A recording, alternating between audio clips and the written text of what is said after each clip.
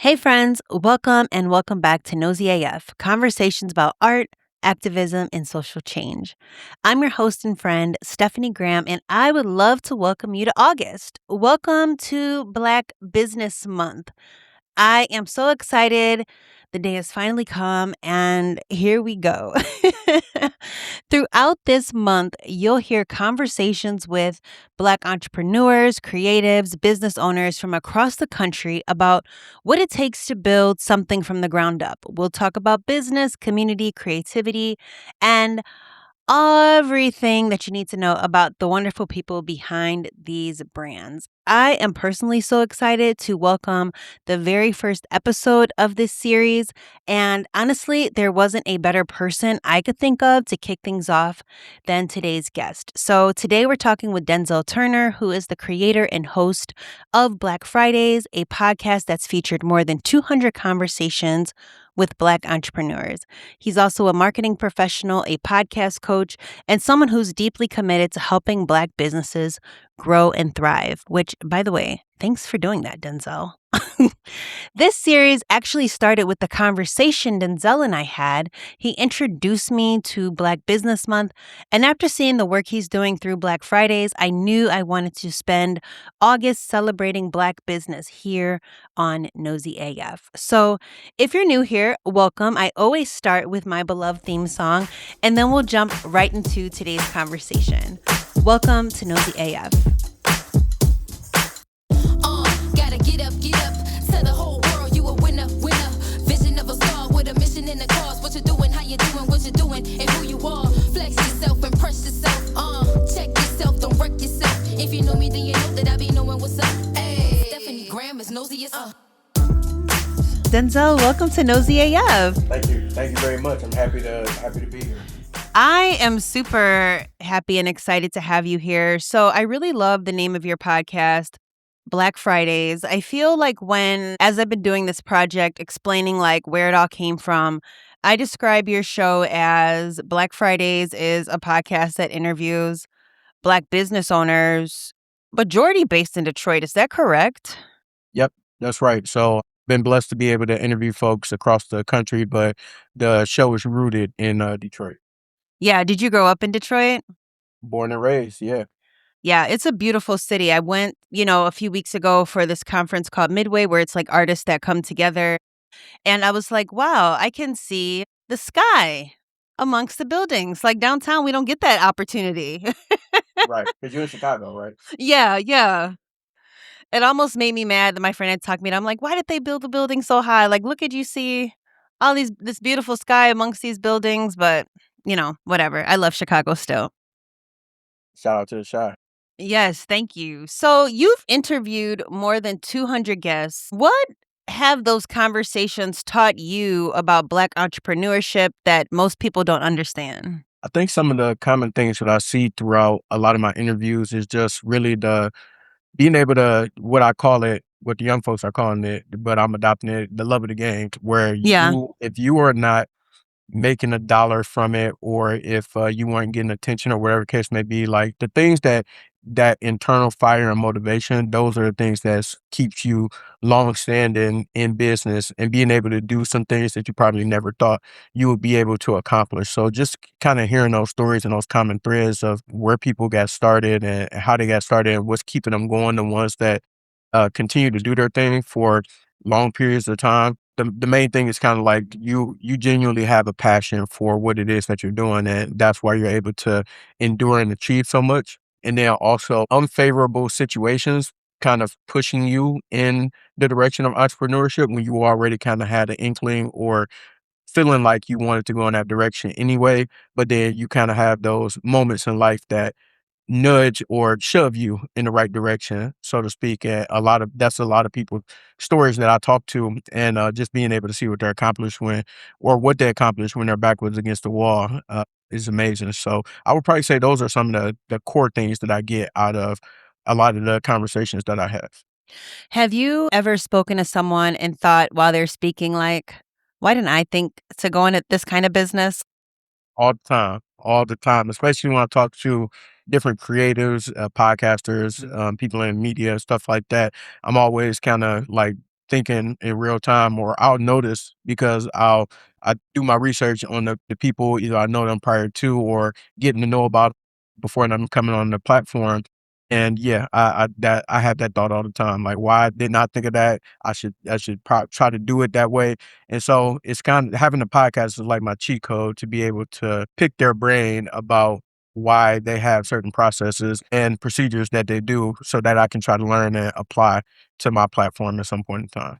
Yeah, for sure. I really enjoyed the conversation with the funeral director.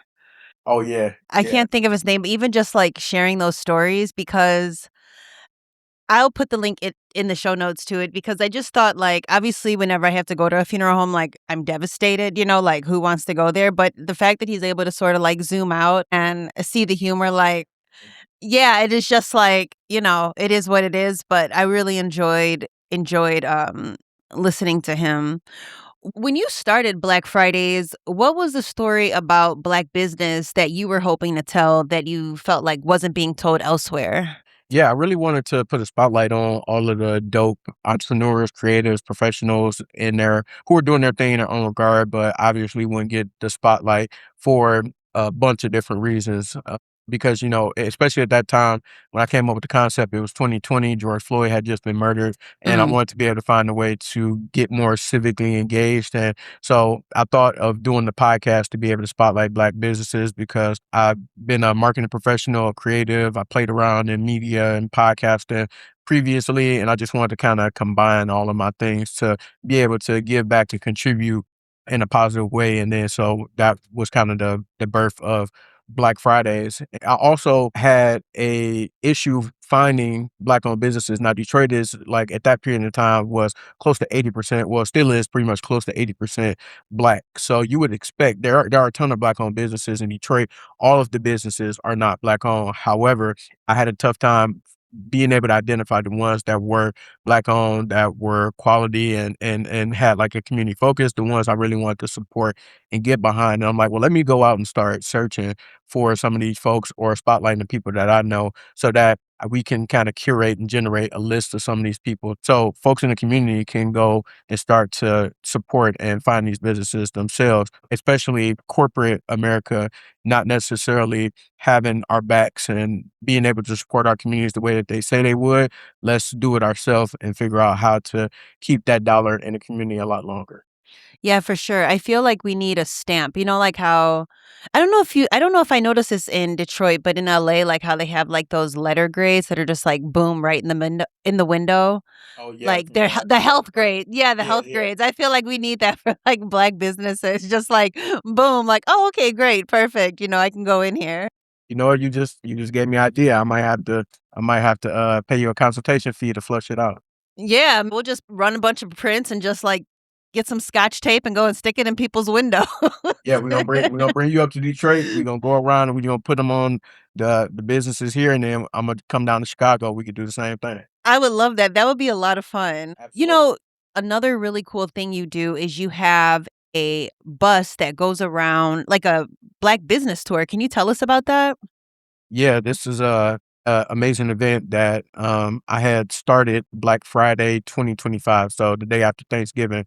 I knew I wanted to do some type of live event. I was playing around with a few different ideas, but then it kind of dawned on me like to do a bus tour, and I was having a conversation with my wife, and she was like, "Well, you've been trying to talked about it in the past, so why not give it a try now?" And so I had curated a route, identified some Black-owned businesses that I wanted to go to on the west side of the city in downtown. I reached out to them. I said, "Hey, would you like to participate?" They said, "Absolutely." And then I found a Black-owned bus shuttle company, and reached out to them. And then we were off to the races. So we had like 15 people on the first iteration of the tour, and we spent $3,000 in one day specifically with Black-owned businesses, which was Wow. amazing. And so to date, we spent about $7,000 across the three tours, where we have people coming out at that period in time. It's freezing cold outside. We did one in February that was also cold, and then we did one at the end of April, where I worked with someone who is from Detroit, a planner with the purpose. So shout out to them. But they're based in Chicago right now, and they came up and Okay. they did it surrounding the events of the American Planner Association conference for urban planners. So yeah, that's what the tour has been like, and it's been amazing. And I'm looking forward to doing one in summer 2026 as well. And then potentially, I want to do one like once a quarter or maybe three within a year or something like that. But yeah, looking forward to doing some more iterations of it. Yeah, just like the back end of it, is it overwhelming to plan? Like, did you like planning a in real life event? Yes and no. So I would say the biggest thing is just making sure that the dates work out and making sure that the dates work out with the transportation company and making sure that the transportation is good and then also the participating businesses and make keeping them in the loop and making sure that they're on board for the process to make it as seamless as possible. And then after that, it's pretty straightforward, but I'm at the stage where I'm realizing I need more support. So it'd be better to have more hands on deck for those type of events. But so far, it hasn't been too crazy. But in order to scale up, because I would like to do some things differently, then I know that I would need some more support. But I wouldn't say it's been like too crazy to put together. But really, the main things in the foundation is where do you want to go, which would be the route, and how are you going to get there, the transportation, and who's going to participate, the businesses. So coordinating that stuff. Once you get that, then it's just a matter of getting people to get on the bus. When you find the businesses to participate, do they have to pay anything or do they just have to say, yes, we'll be open? Yeah, they just have to agree to saying that they're open and Yeah. being willing to speak to the participants on the tour because Oh, being able to sure. have that connection with the ownership, I think provides a different dynamic to understanding the business and being able to provide that human element to it because people do business with people, not businesses. So Yeah. in order to make sure that we build that connection, foster that connection, if they're available, we would love to have them connect with the people on the tour so they can ask questions and get a better understanding of why they do what they do, which is the essence of the platform. So yeah, they just gotta opt in and say that they're ready to go. Yeah, I could totally see, like, after, going to, like, a pizza place, like, not only was it, like, all of a sudden, like, Denzel's Pizza, but you're like, "Oh, my friend Denzel has a pizza place." Like, you Right. become, Right. like, real, like, rooted, like, in the community of it and, like, being friends with these owners, or at Yeah. least perceived friends. And people who've lived here all their lives or maybe might live in Metro Detroit now, maybe in the suburbs and grew up in the city.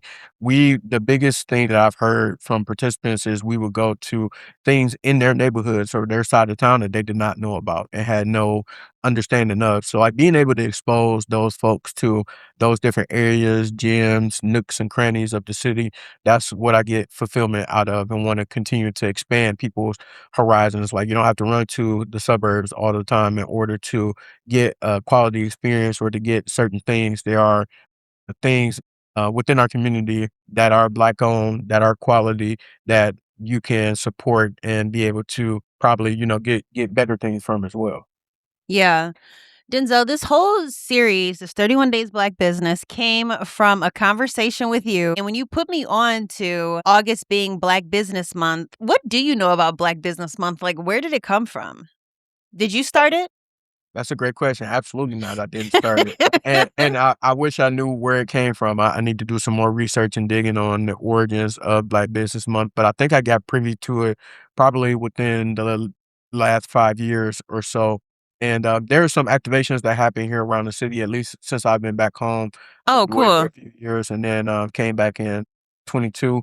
And so there's been like different activations I probably say that I've noticed or recognized in the last 3 years or so that people will do for the month of Black Business Month, but it's something I think that is not talked about enough for sure. Just being able to like even identifying that there is a Black Business Month, and maybe that's Yeah. something I need to take on as well to join you in terms of your campaign and maybe like a pseudo campaign of just being able to educate people on the history of Black Business Month. Where did it come from? As I'm educating myself as well, and making sure maybe even doing a episode about it. So yeah, yeah, my understanding or lack of understanding of the origins of Black Business Month, but now that I'm aware of it, I want to be able to do what I can to drive more energy towards our positive energy towards our Black-owned businesses and the work that they have going on. You work with podcasters. I think a lot of the people who I've been speaking to so far, I'm always thinking, like, oh, maybe they should have a podcast. What have you learned about being a great podcast host? Because I really enjoy your show. Thank you, thank you. Yeah. in terms of being a great podcast host, I think number one, you got to be willing to listen. I think that that's a very important. And I give an example. I love Ti's music, but when he became a podcaster, I don't know if he's still doing the show or not. Like he would have guests on, and he would not let them talk. Like they would talk, but he was talking more than they was, and that's probably the quickest indicator of not a good podcast host. Because if you just want to yap and get your stuff off, you can do that on your own, and you can do a solo show. But if you're going to have a show that's interview based and you're going to be sharing other people's stories and walking them down their path and their journey, you got to come from a place of understanding, and you got to listen to be able to understand. So I think that that's number one. Number two, you got to be willing to do your research. So for me, a lot of people that I admire or have followed their journeys, I already have like some previous knowledge about the work that they do. So those episodes or conversations are a little bit easier because like I've already lived in their world, so to speak, versus the ones where I'm not as privy to. I enjoy those because I have to do my research on them as a person, their background to like qualify them as a guest, but also I get a chance to let my curiosity lead me in those conversations where it's like I'm a fifth grader and I don't know what you're talking about, but I really want to understand and get it to a place of understanding. So I think that being able to do your research and also the other thing I mentioned, letting your curiosity lead you. I think that that's huge overall because sometimes you might just get caught up in the notes and the research that you did and bullet points and questions that you feel like you just got to check a box as you're going through the interview. But if you let that curiosity kind of wander, then you'll probably find yourself having better discussions and more human conversations with people if you're having a interview based show. So those are probably like the three main things that I think make a good podcast host. And then of course you got to be confident in whatever it is that you're saying and what you're doing, and just knowing that you people have come on your platform for a reason, no matter how big or small, and so that Mhm. they see value in what it is that you do and what you bring to the table. So just being able to have that confidence, but I'll say confidence, curiosity, research, and what's the other one that I said? Oh, and listening. You gotta listen. I want to see more business owners podcasting. I know that as an entrepreneur, it could just seem like that's more on your plate, but I actually think that it's a cheat code to be able to hack the marketing system for your business and being able to create leads, opportunities, sales, etc. For your business overall. Because number one, you get an opportunity to create content at scale. So being able to have long form content that you can cut up into social media content, then take the audio, have a podcast, then take the video, put it up to YouTube, and then you can take stills and make posts and all types of stuff. You can take the transcript and turn that into tweets and threads. Yeah. You have an endless opportunity to make content from let's just say a 45-minute to hour long video, or even just 30 minutes or less. But the longer form allows you to make short form and then be in so many spaces. So that's an opportunity to lead folks to your business. And then also people trust you more with the long form content. So podcast listeners, I believe it's like 90 or above 90% of podcast listeners will listen to an entire episode. So I might not listen to it all in one take, but at some point in time, I'm gonna finish the episode. So that gives me time to sit with you, to listen to your thoughts, your background, how you think, and I'm able to build trust with you at scale from being able to have you on that platform. So for example, if you're a chef, you're on there, you're talking about different culinary skills, cookbooks, things to cook, how to cook them, things like that. I get a chance to build trust with you in terms of your knowledge. And then at some point in time, I have enough trust where I will want to purchase something from you or visit your restaurant or get your cookbook, whatever the case may be. So you get a chance to build trust at scale, build content at scale. And if you don't, if it feels like too much of a heavy lift to develop your own podcast, because it is work and it definitely takes work, dedication, consistency, all the above, then I would encourage you to make sure that you start to go on more platforms. See if you can get featured on somebody else's podcast once a month, a couple of times a year, whatever the case may be. But you need to start doing your circuit of going on to others' podcasts. Then you can alleviate me having to start up the show myself and curate it and edit and all those things and figure that out. And then now that's on to somebody else. And then maybe you just leverage the content that you're able to get from the platforms, and you can use that for your own social. But yeah, start podcasting one way or another. Either gonna start your own show, which is more fruitful in long run, or you can start getting onto these other platforms as well. Yeah. Can you speak to cringe? Like, you just shared like all these different ways that like we can, with the podcast, put ourselves out there. And maybe some business owners, they don't use podcasts, but they still do have to market their business. And sometimes I feel just like the level, maybe I'm speaking about myself, sometimes just the level of like how often you have to put yourself out there for folks to remind themselves of you, it can come off as like, oh my gosh, here they go again. That's just maybe like in our heads. But or you have to, like, put things out there. I have a friend who, she's always, like, dancing in these TikTok videos and all these different things, and I think she enjoys it. I think she enjoys it, but it's just, like, a constant thought of marketing your business, and that I think it can, like, wear on you, and then you feel bad, once again coming through with your message. So just, like, anything you have to say about just, like, always putting yourself out there? Yeah, I would say don't be afraid to and leverage the social media platforms that make sense for your business. So if you have a older clientele, then maybe leveraging Facebook, possibly throwing a couple of dollars because you can still get a lot of bang for your buck in a Facebook or meta ads, whatever you want to call them. And then you can get your exact demographic that you're trying to reach. So that's the option if you want to go paid.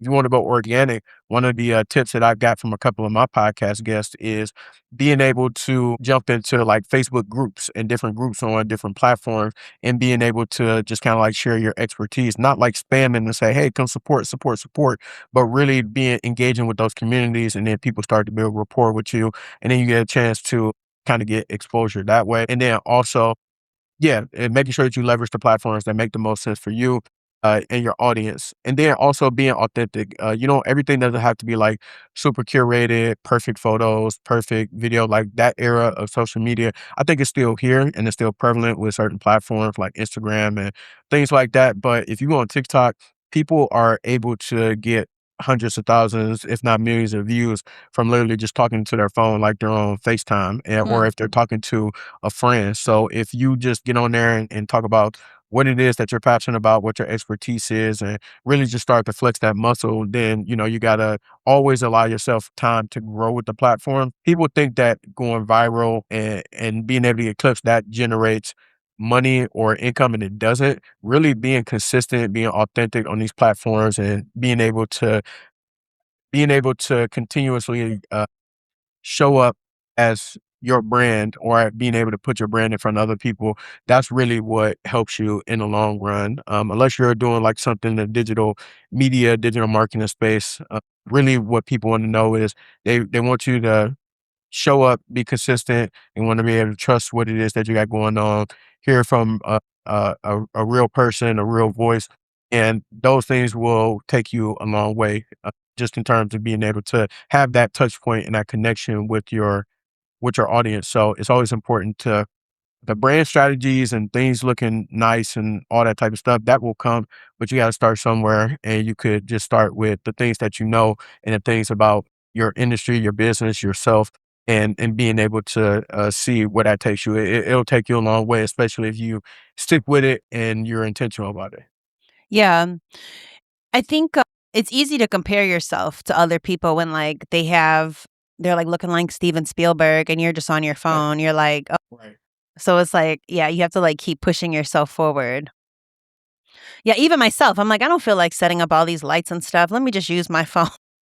Exactly. And that's how I built my platform off the phone. I literally just started using cameras for my podcast at the beginning of this year, like in January. Oh, wow. And I've been podcasting for almost 6 years. It'd be 6 years in September. So start with what you have. That's what a friend had told me, some advice that I got, and I was off to the races ever since then.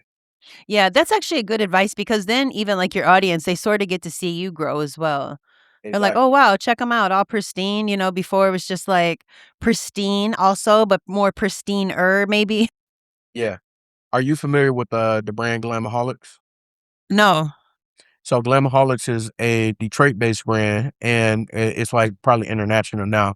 But the founder, Mia Ray, she started literally doing a blog of her building the business and would just talk about like the day to day, like, the struggles that she dealt with, how she was hustling to get the business done, like where she was in life. And that's how she kind of built her social media platform. And people have literally seen her grow to build Wow. and scale a multi-million-dollar business. And like she had a core audience that no matter when she drops or what she drops, she's selling out instantly. So like that's what the power of being able to build that connection with your audience. And it's not for everybody. It is tough. I'm somebody that struggles with it myself because I'm not like a big like, let me just turn my camera on and start yapping.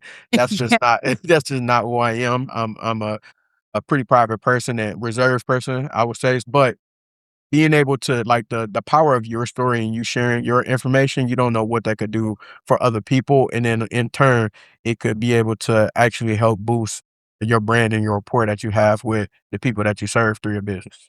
Yeah, 100%. You're so right about even starting where you are. One of my favorite YouTube recap creators, they're just sitting in front of their MacBook talking, and they've been like that for years. And they recently just made like an intro for themselves. And it still is just like, hi, it's Ashley. And then she gets right into it. It's like never like anything so formal.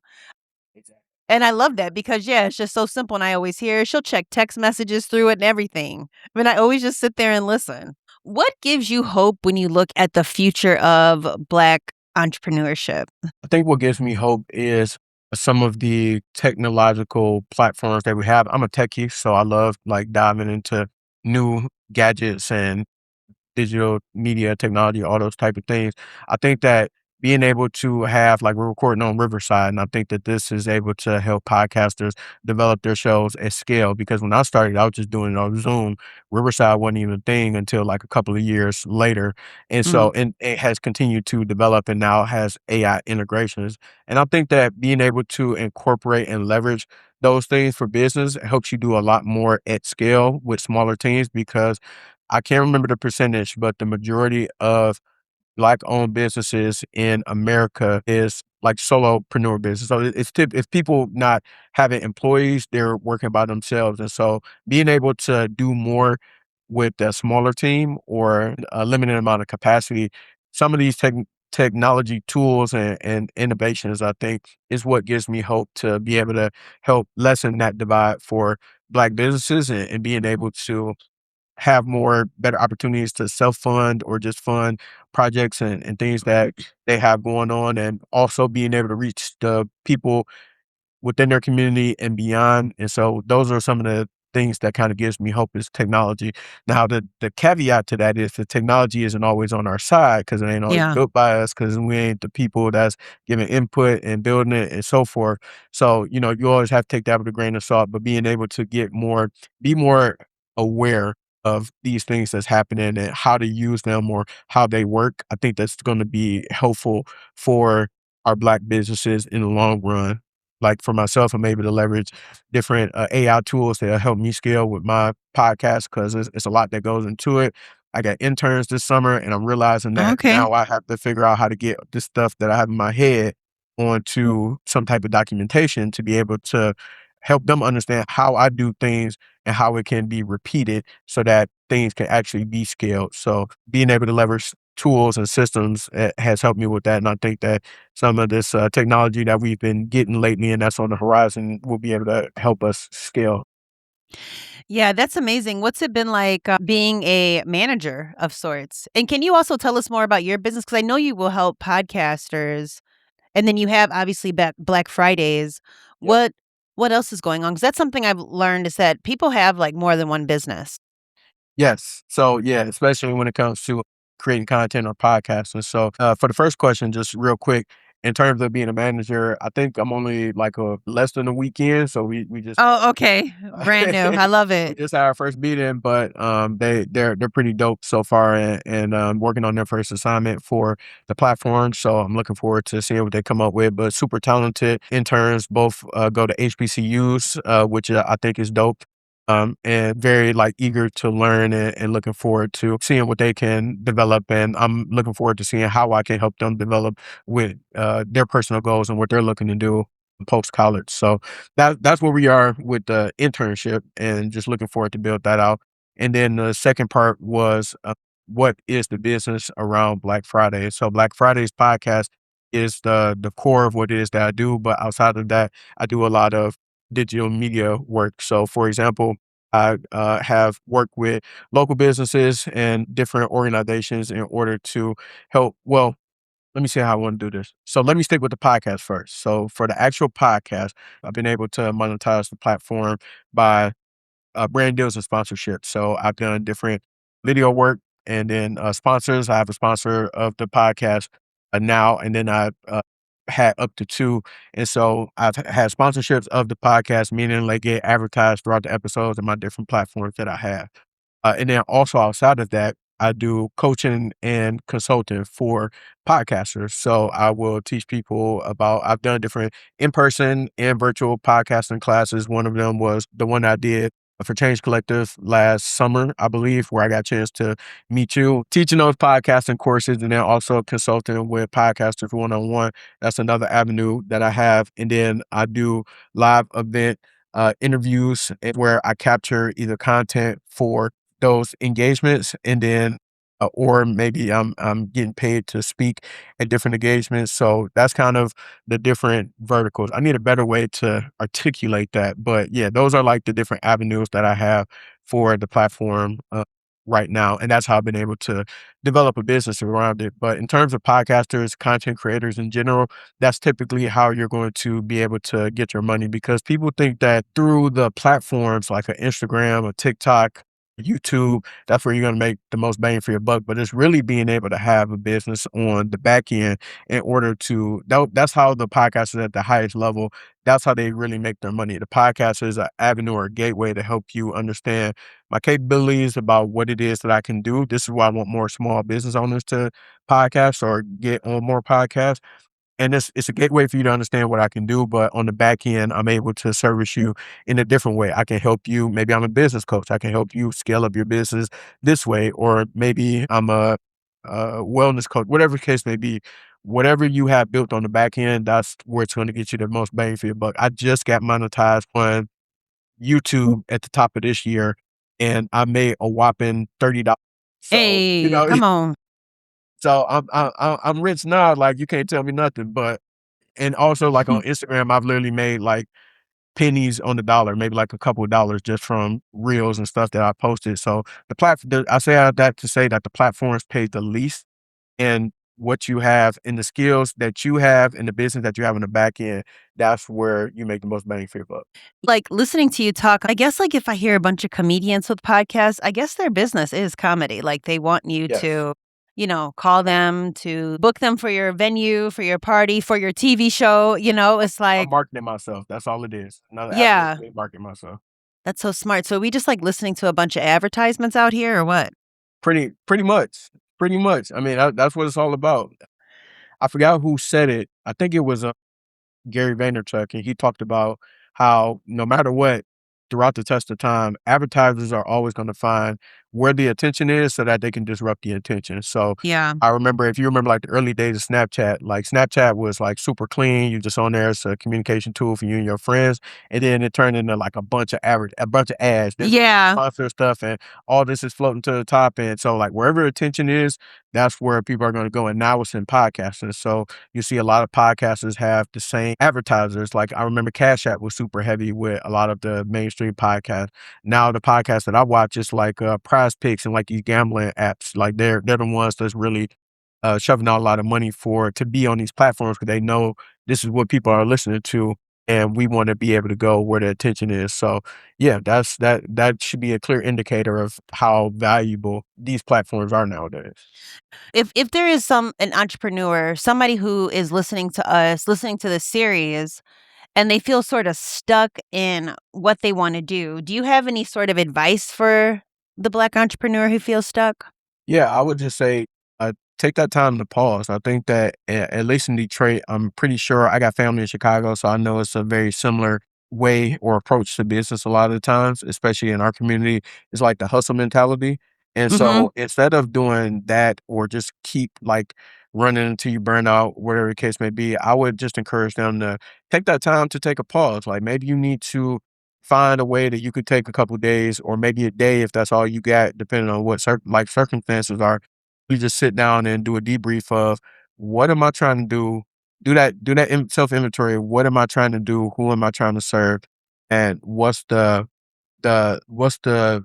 I want to say MVP, but that's a business school term, minimal viable product. But what's the Mhm. simplest way that I can be able to do it?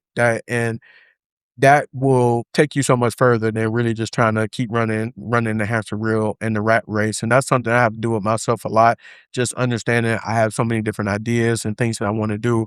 But what's important right now, what's priority, reminding myself, what am I trying to do? Who am I trying to do it for?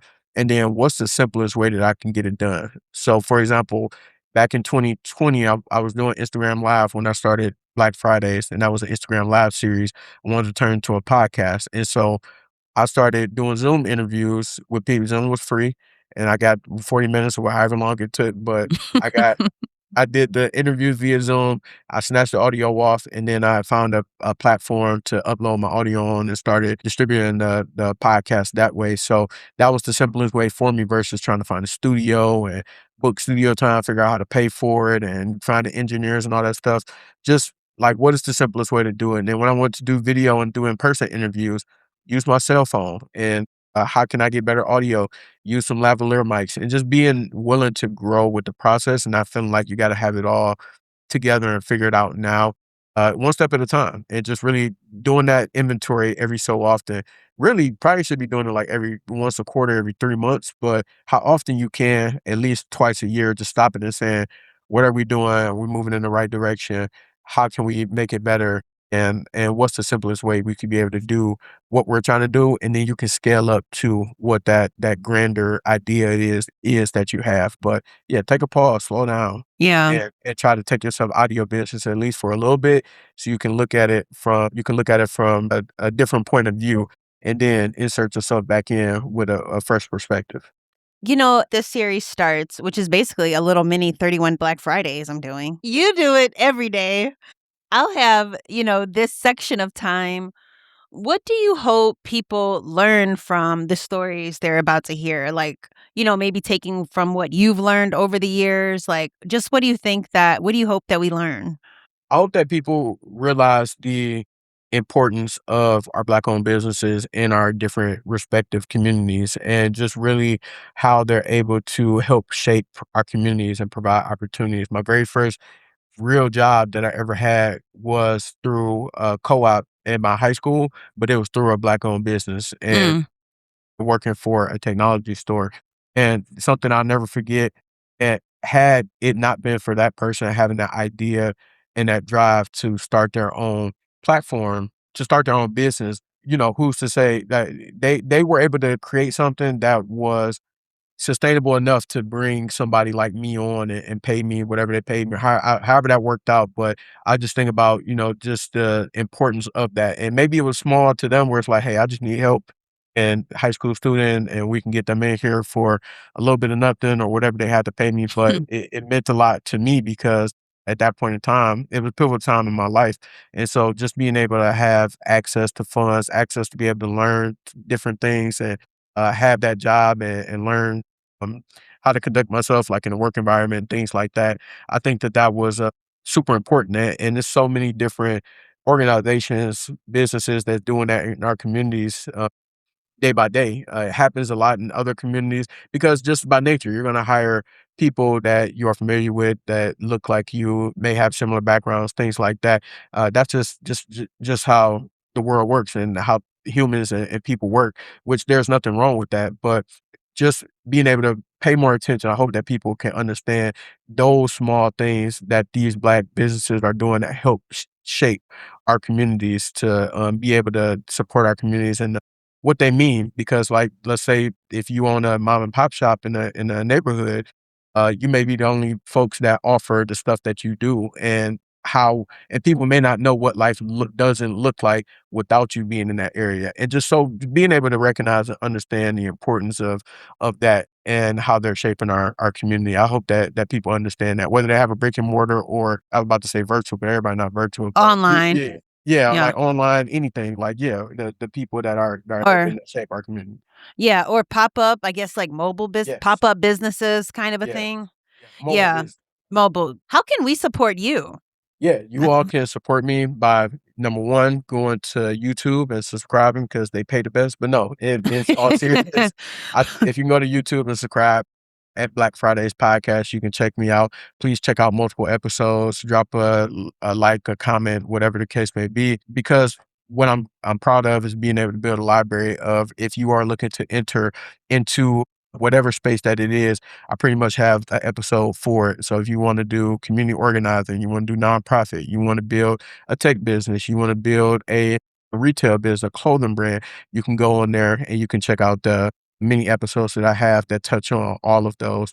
And then also making sure that you subscribe on any of the major streaming platforms, Apple Podcasts, Spotify, Black Fridays podcast. You'll see a picture of me on there, and that's how you know you got the right show. And also tap into, if you're a podcaster and you're looking to identify ways that you would be able to build a business around your platform and how you can create tools and systems to be able to support you with your podcast, you can go to www.blackfridayspod.com and you can check out my podcast community tab, and you will be the first to get more information about that when that community rolls out. And I'm looking to build a community of fellow podcasters who are looking to be able to scale their podcasts into businesses or parlay those in different opportunities. And I'm grateful for, if you listen, tap in with us on Instagram. That's where I'm at, primarily at Black Fridays Podcast. Denzel, I really, really appreciate you for talking to me. My last quick question is, what do you say to people who, I remember seeing a meme that's like, if your friend won't share this, if your friend won't buy your products, they don't really believe in you, like those types of memes. Any thoughts to that? Because even just thinking about the entrepreneur is like, oh, my friends don't want to buy my product. Just any thoughts around that? Yeah. Honestly, two thoughts come to mind. Either, and this is how I approach it. Number one, they don't have to, because they're probably not your target audience. And that's okay. You got to give room for that. Because would you want them to support you out of pity, or just because they like you, or would you want them to support you because your stuff is actually good? And then Yeah. also, maybe your stuff isn't good. Like, I take it as, if my friends don't watch my podcast, number one, okay, maybe I'm not their target demographic, which is perfectly fine. Nothing wrong with that. But then also, I take it as a challenge of, how can I make it to where they don't have no choice but to watch me, or they're really intrigued by watching me. Maybe I can get a guest of somebody that they really like, and I can get them on the show. And then, that unlocks them being interested in the platform, or people who are like them and think similarly. That's my approach to it, is either your stuff is not good, that's why they're not supporting, which is okay. Take it as a challenge to get better, or they're not your target audience, which is perfectly fine. Go find the people that will support you, because 9 times out of 10, they might be somebody you don't know or never met in the first place. So don't rest on family or friends to support you. Go find the people who are looking to support you. Yeah. Denzel, thanks so much. Thank you so much for making Black Fridays. I personally enjoy it. I think it's a important project to our history, to American history. It's very important, the work that you're doing. So I really appreciate it. Thank you. Thank you. And likewise, I love your Yeah. platform. Love what you developed ever since I got exposed to it. And Thank you. encourage you to keep going. We need more of it. So I'm appreciative to be here today. This is great. Yeah, thank you. That concludes another episode of Nosy AF, 31 Days of Black Business. I'm your host and friend, Stephanie Graham. I hope you took something away from today's conversation and had a good time hanging with us. Be sure to check out the show notes to learn more about today's guest and consider supporting their work. You know how it goes, whether you're making a purchase, hiring them, or simply spreading the word. Listen, who doesn't love a referral? It truly all makes a difference. Quick thank yous go out to Queen Lex and Freddie Bam Bam for the Nosy AF theme music, and Emma McGoldrick, who hooked me up with the cover art and branding. Shout out to the partners and supporters for this series. You could check them out in the show notes as well. Super grateful for a partner. Hello. That's the show, friends. Until tomorrow, stay curious and take care. Bye.